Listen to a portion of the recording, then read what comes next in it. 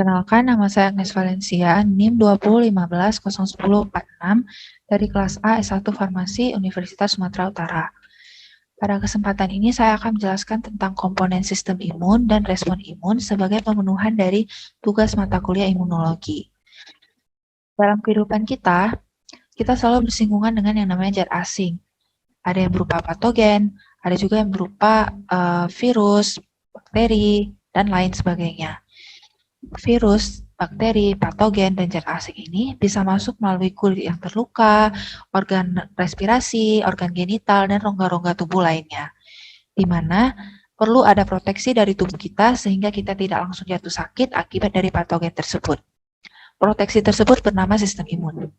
Sistem imun adalah struktur dalam tubuh kita yang memungkinkan proteksi terhadap patogen dengan melakukan respon imun.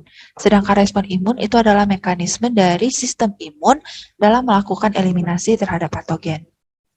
Menurut berbagai literatur, ada yang membagi komponen sistem imun menjadi innate immunity dan adaptive immunity, dan ada juga yang membagi menjadi physiological barriers, innate immunity, dan adaptive immunity.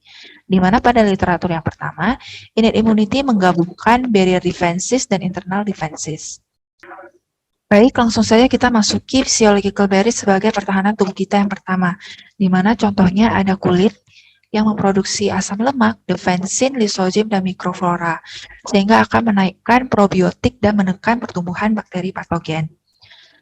Kemudian kita masuk ke dalam respiratory tract yang memproduksi mukus, saliva, defensin, dan lisozim.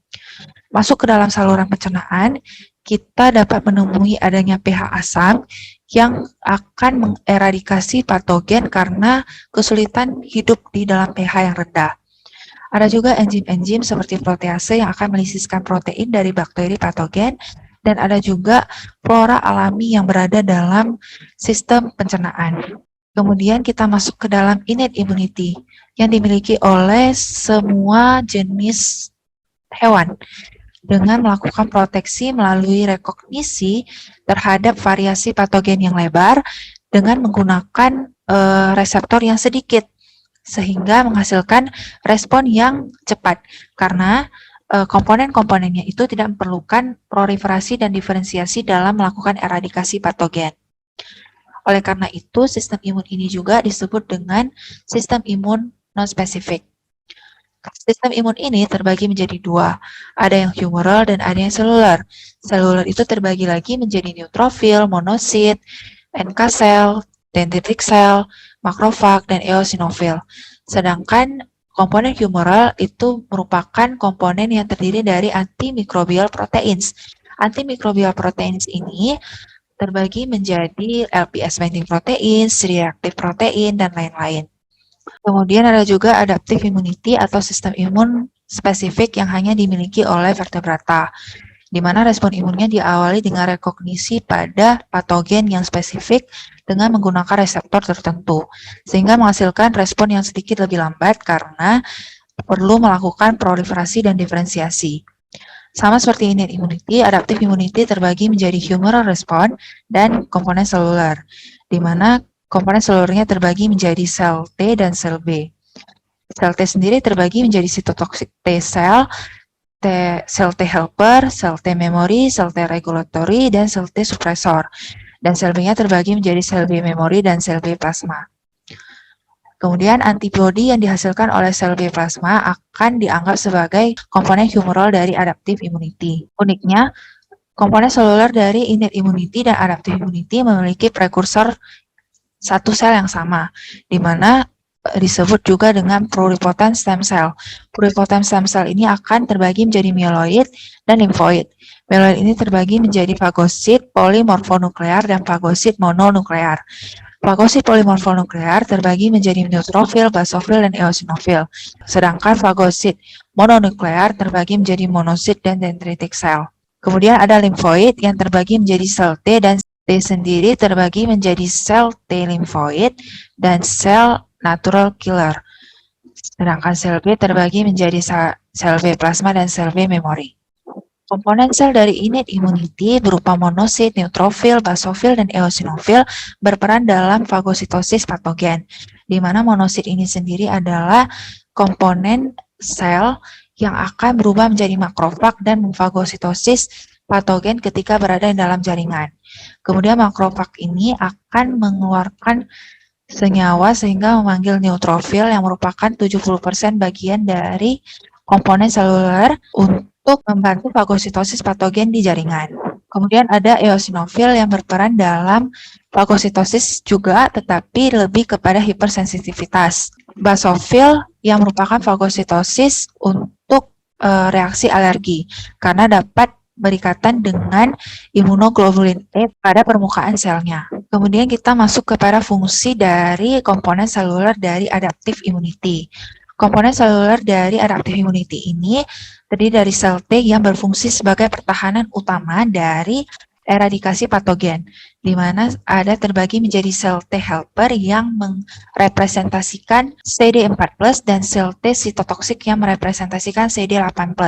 CD4+ pada sel T helper akan membantu mengaktifasi sel B dalam memproduksi antibodi dan mengaktifasi sel T sitotoksik untuk membantu penyerangan terhadap patogen. Tetapi bila terjadi kesalahan, akan terjadi penyakit autoimun di mana sel T sitotoksik menyerang sel tubuh sendiri karena tidak mampu mengenali patogen. Selain kedua sel T ini, ada juga sel T memori yang akan mengingat patogen yang terpapar sehingga ketika terjadi paparan kedua, maka sel T akan lebih cepat bereaksi dalam melindungi tubuh manusia. Ada juga sel T regulatory di mana sel T ini membantu untuk meregulasi aktivasi sel T sitotoksik dan aktivasi sel B dalam melakukan eradikasi terhadap patogen. Kemudian ada sel B, di mana sel B ini terbagi menjadi sel B plasma dan sel B memori.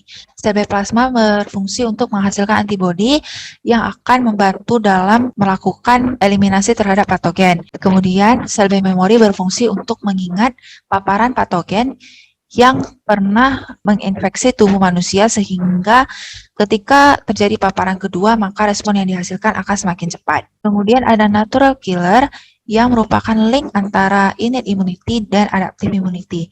Natural killer ini berfungsi membantu monosit dan neutrofil dalam melakukan fagositosis terhadap patogen yang berada di dalam jaringan. Kemudian kita masuk ke dalam komponen humoral yang ada pada sistem imun alami, di mana yang pertama ada komplemen, di mana komplemen ini bertujuan untuk melakukan sinyalisasi melalui kaskade untuk merangsang monosit, neutrofil, dan fagosit-fagosit lain untuk melakukan fagositosis terhadap bakteri patogen. Kemudian ada juga sitokin, di mana sitokin ini adalah senyawa yang dihasilkan oleh makrofag untuk memanggil neutrofil membantu fagositosis pada jaringan. Akan tetapi jika sitokin terlalu banyak, maka akan terjadi inflamasi yang terlalu. Kemudian ada sitokin. Sitokin adalah senyawa yang dihasilkan oleh makrofag ketika berikatan dengan antigen. Sitokin ini akan memanggil neutrofil ke tapak infeksi sehingga melakukan eradikasi patogen. Tapi bila sitokin yang dihasilkan terlalu banyak, maka inflamasi akan terjadi secara besar-besaran sehingga belum tentu tubuh manusia akan mampu menahan inflamasi tersebut. Kemudian ada interferon, di mana interferon adalah sinyalisasi untuk melakukan eliminasi virus baik dari satu sel ke sel lain, sehingga ketika satu sel diinfeksi oleh virus, sel lain tidak akan diinfeksi oleh virus karena adanya peringatan dari interferon ini. Selain itu juga ada interleukin, kemokin, dan juga TNF yang akan membantu sistem imunitas tubuh dalam melakukan eradikasi terhadap patogen, tumor, atau kanker. Kemudian pada sistem adaptive immunity ditemukan komponen humoral berupa antibodi, di mana antibodi ini memiliki rantai panjang dan rantai pendek. Rantai pendek pada antibodi bertujuan untuk mengikat antigen dan rantai panjang pada antibodi bertujuan untuk mengikat makrofag, di mana antibodi ini dapat dianalogikan sebagai jembatan yang membantu makrofag dalam melakukan eliminasi terhadap antigen. Selanjutnya, kita akan bahas tentang respon imun dari sistem imun alami dan sistem imun spesifik. Di mana dalam sistem imun alami dikenali molekul berupa DAMPS dan VAMPS. Di mana DAMPS dikenali apabila sel ingin melakukan apoptosis, sedangkan VAMPS dikenali apabila sel mengalami infeksi dan harus dilisiskan. Siapa yang mengenali DAMPS dan VAMPS ini? Tidak lain adalah TLRS, di mana disebut juga dengan toll-like receptor, di mana toll-like receptor ini akan mengaktifasi leukosit sehingga melisiskan sel yang terinfeksi dan patogen. Akan tetapi, karena tidak mengalami proliferasi dan diferensiasi, maka respon yang dihasilkan itu lebih cepat, akan tetapi tidak memiliki memori. Berbeda dengan sistem imun alami, sistem imun spesifik memiliki reseptor, di mana reseptor ini mampu mengikat patogen yang memiliki molekul-molekul spesifik, sehingga diperlukan proliferasi dan diferensiasi, sehingga nantinya akan ada sel memori. Sel memori ini akan menghasilkan respon yang lebih cepat ketika paparan kedua dari patogen yang sama berlangsung dalam tubuh manusia. Pada sistem imun alami dikenali juga ada aktivasi komplement, di mana aktivasi komplement ini bisa terjadi melalui 3 cara. Yang pertama aktivasi langsung, aktivasi dengan ikatan komplement dengan antigen, dan latent pathway di mana berikatan dengan manosa dari bakteri. Aktivasi komplement ini akan mengaktifkan kaskade, di mana merupakan sinyalisasi yang dapat meningkatkan fagositosis, kemotaksis, inflamasi, dan lisis dari sel. Kemotaksis adalah proses migrasi leukosit dari sirkulasi darah ke jaringan untuk meningkatkan proses fagositosis. Hal ini dimediasi oleh makrofag yang meriliskan sitokin dan mempresentasikan antigen presenting cell, sehingga merangsang leukosit untuk bermigrasi ke tapak infeksi. Sebelum bermigrasi ke tapak infeksi, leukosit harus mengalami adhesi karena ukurannya yang cukup besar untuk merentasi epitel sirkulasi darah.